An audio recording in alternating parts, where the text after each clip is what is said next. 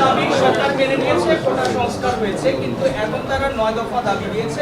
সেই 9 দফা দাবির মধ্যে আপনার এবং স্বরাষ্ট্রমন্ত্রী পদত্যাগ সহ বেশ কয়েকটা দাবি আছে। এই দাবির ব্যাপারে আপনারা কি ভাবছেন?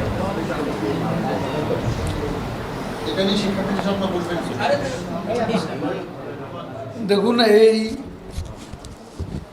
আমি একটা কথা পরিষ্কার করে বলতে চাই, আমি আজকেও বলেছি, সরকার অলরেডি বিচার বিভাগীয় তদন্ত কমিশন,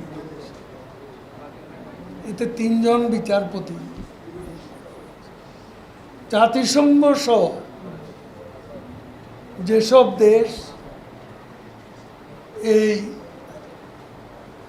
তদন্তের ব্যাপারে আগ্রহ প্রকাশ করেছে, আমরা তাদেরকেও স্বাগত জানিয়েছি।